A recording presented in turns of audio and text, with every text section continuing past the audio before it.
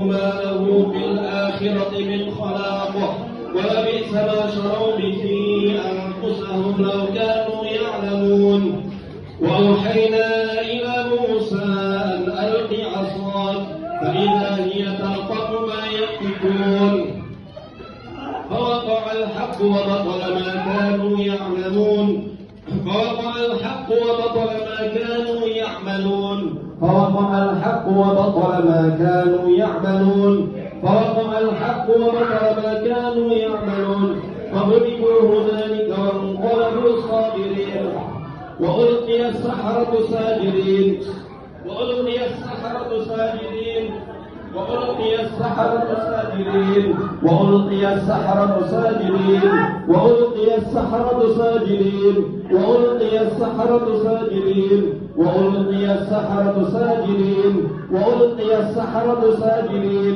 وألقي السحرة ساجدين وألقي السحرة ساجدين وألقي السحرة ساجدين وألقي السحرة ساجدين به السحر إن الله سيبطله إن الله سيبطله إن الله سيبطله إن الله سيبطله.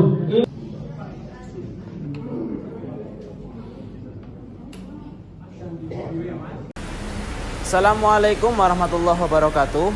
Teman-teman semua, pada kesempatan ini kami dari kelompok 7 ingin melaksanakan podcast dan wawancara kepada Al-Ustadz yang terhormat Ustadz Mandang Bagus Nur Alif.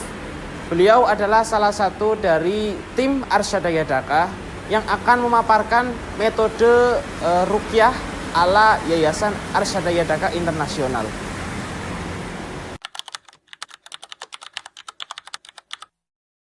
Terkait metode ya daripada ruqyah yang ada di Arsyadaya Daka Internasional, yaitu dengan diagnostik ya. Jadi metode diagnostik ini ketika pasien itu mengalami sebuah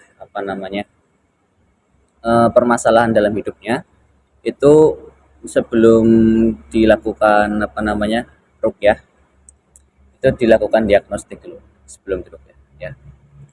Diagnostiknya yaitu dengan si peruqyahnya ini mendata ya, atau mengobservasi si pasiennya itu terkena masalah apa ya. Jadi mungkin bermimpi ular ya, atau pernah bermimpi di genangan air ya.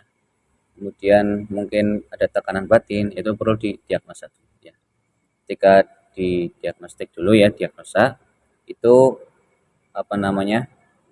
dibacakan dulu ya, bacakan Al-Fatihah sekali ya, kemudian ayat kursi, terus Al-Baqarah yang sebelum terakhir itu ya, lillahi ma fis sama wa ma fil ard, kemudian Kafirun, Al-Ikhlas, Falak, dan An-Nas ya. Jadi misalkan nanti si pasien ini reaksi ya, nah ditanya reaksinya itu di surat apa ya.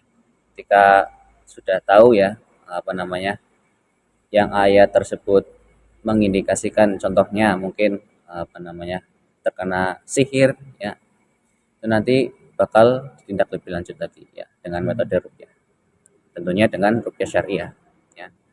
Dan berbeda juga dengan pengobatan ruqyah yang lainnya ya. Mungkin di kami ya, di Arsyadaya Daka Internasional itu ada namanya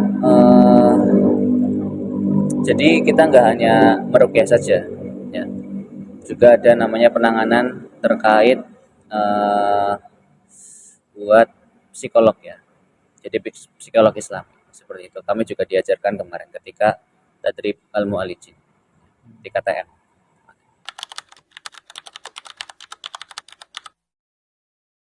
Terkait pasien ya, kalau selama yang saya tangani itu banyak kan ya yang udah berumur, maksudnya udah orang tua. Dan tidak dipungkiri juga biasanya juga ada mahasiswa ya yang ketika mungkin permasalahan perkuliahannya ya kan mungkin juga pernah diputusin pacarnya ya kan, seperti itu ya. Dan itu ya tidak dipungkiri juga banyak yang datang berobat ke Arsyad Hidayat seperti itu.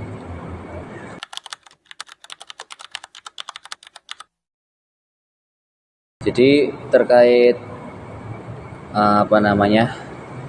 ketika seseorang itu mengalami permasalahan ya dalam hidupnya, memang dari Arsyad itu sudah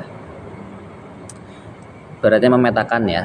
Jadi doa atau bacaan khusus ain ini ya terkena ain, kemudian terkena santet misalkan ya bacakan ini, sihir juga sama saja. Mungkin yang fenomenal ya bagi kita semua yaitu di surat Al-Baqarah ya ayat 102 yang wattaba'u matatul syayatinu ala mulki Sulaiman. Ya, itu yang mungkin yang populer ya di kalangan kita.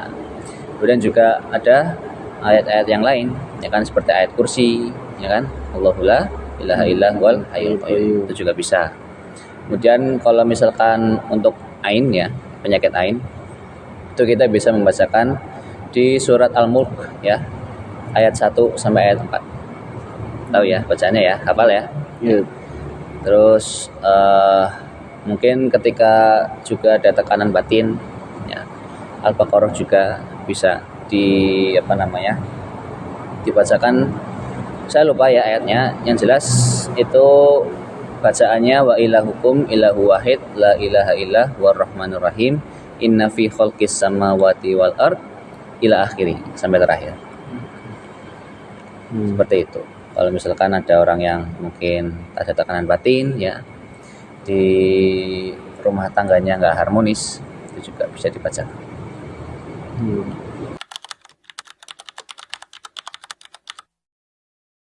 Pastinya ada ya ketika seorang peruqyah itu ibaratnya membakar jin yang ada di dalam tubuh si pasien ini, pasti ada hal-hal yang mungkin dialami setiap peruqyah ya. Bisa dilihat di podcastnya Ustadz Muhammad Faizar Hidayatullah ya, itu beliau juga mengalami hal-hal yang tidak baik di dalam kehidupannya ya. Ketika istri beliau hamil ya dan janinnya hilang seperti itu ya.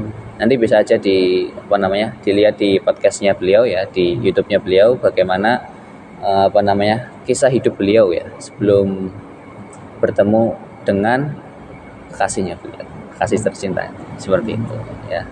Dan kalau pengalaman pribadi ya, kalau saya sendiri mungkin serangan memang ada ya terkait setelah diruqyah itu, yaitu biasanya sih di mimpi ya.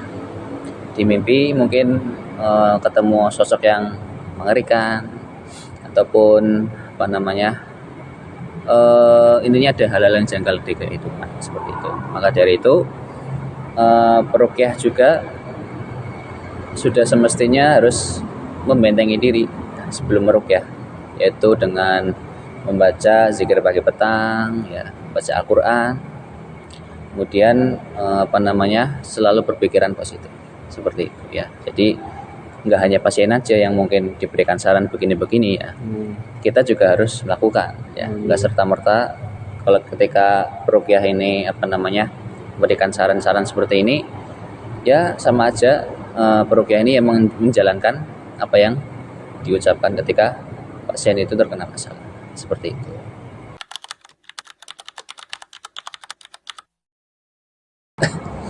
Mungkin pesan untuk semuanya ya. Ya mungkin juga kita ya sebagai mahasiswa ya kan, tidak dipungkiri juga mungkin setiap orang kan memiliki masalah yang berbeda-beda kan? dan juga kita semestinya sebagai kaum muslimin ya, yang dimana insya Allah kita dianggap sebagai umatnya Nabi Muhammad ya Sallallahu Alaihi Wasallam. Kita sudah semestinya yang pertama itu untuk membentengi diri sendiri. Yang pertama adalah selalu zikir pagi petang ya. Jadi zikir pagi petang itu ya setelah sholat subuh ya, kemudian setelah sholat asar ya. Kemudian yang kedua, selalu berprasangka baik sama Allah ya, selalu menerima takdir baik maupun itu buruk ya. Kemudian yang ketiga, memaafkan. Nah ini yang mungkin paling susah ya bagi orang-orang, memaafkan orang yang mungkin telah pernah berbuat zalim pada kita ya, yang pernah ibaratnya kecewa ya, ngecewain kita, ataupun kita kecewa sama diri sendiri. Kemudian yang kelima nih, itu menjaga kesehatan mental seperti itu ya. Jadi kesehatan mental ya mungkin juga bisa dipengaruhi dengan lingkungan ya. Kemudian terakhir, tazkiyatun nafas ya, evaluasi diri. Oke, banyak-banyak tazkiyatun nafas, khususnya ya kita bagi mahasiswa semuanya ya. Mungkin ada kecemasan berlebih ya, kecemasan tentang masa depan atau apa ya, itu ya kita di sepertiga malam ya kita mengadu sama Allah Subhanahu Wa Taala seperti itu ya, minta sama Allah seperti itu. Oke teman-teman, banyak banget ya ilmu yang kita dapetin dari wawancara kita pada kesempatan ini. Semoga ilmunya bermanfaat untuk kita semua. Semoga apa yang dibawakan beliau juga ya bisa memotivasi diri kita semua ya. Ya, mungkin sekian dari video kali ini. Kurang lebihnya mohon maaf. Billahi taufiq wal hidayah. Wassalamualaikum warahmatullahi wabarakatuh.